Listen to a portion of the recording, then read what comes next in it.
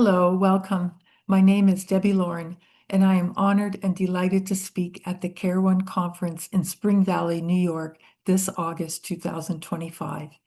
Please join us for this wonderful weaving across disciplines of medicine, midwifery, and pedagogy in co-creating a tapestry for the well-being of children and their families and all educators.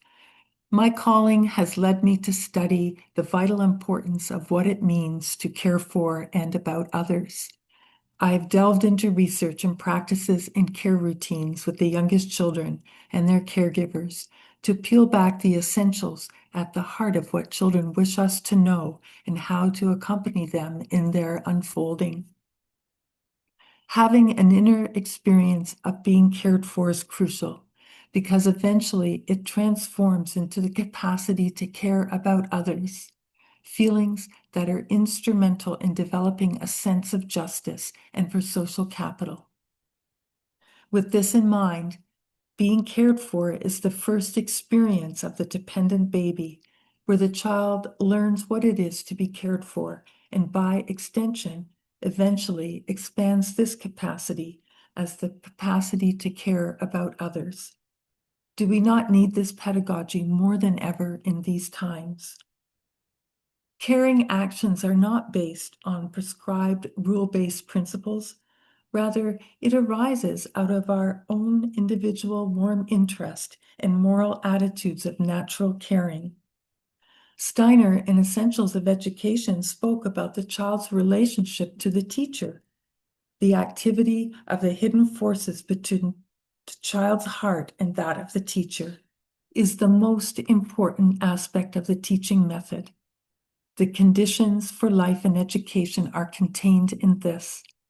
Other researchers have stated teachers are the curriculum because the effective quality in teacher gestures, attitudes, intonations, and movements influence how a child interprets the caring moment. Can we review the caregiver's responsiveness to the child during the care routines as an important ritual for supporting the wholeness of the heart, as a periphery to the child themselves, a safe sphere where the child experiences the warmth and caring responsiveness that goes right into their rhythmical system.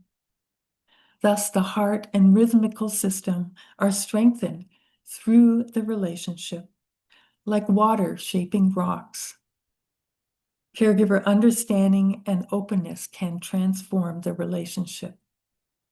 The caregiver-child relationship is imbued with life-giving qualities that hold the power to influence positively or negatively. Think of the powerful forces of water shaping rocks, of the dynamic etheric relationship that exists in these elements. One forms the other, and the other forms back. The shape of the rocks has a reciprocal effect on the water as it flows over the rocks in a back and forth dynamic. Social and emotional development is grounded in caring relationships. Children learn cooperation from caregiving situations, and this carries into the social experiences of their play.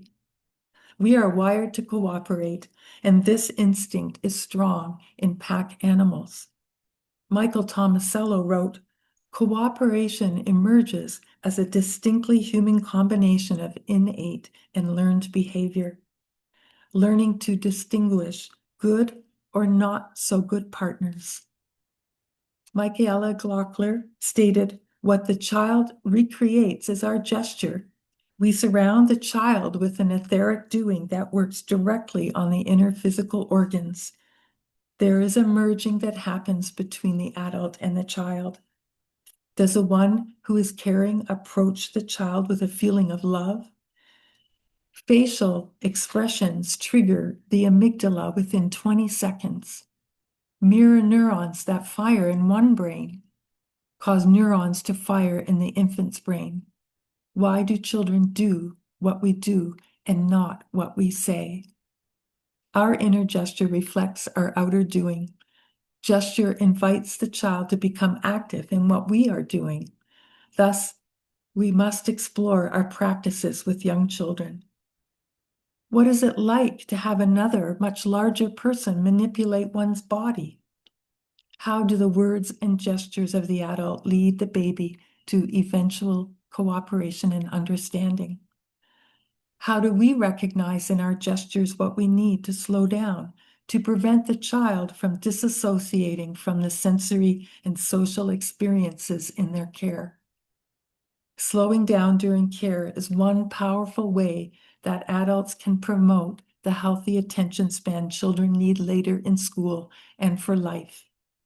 Habits of attention start early.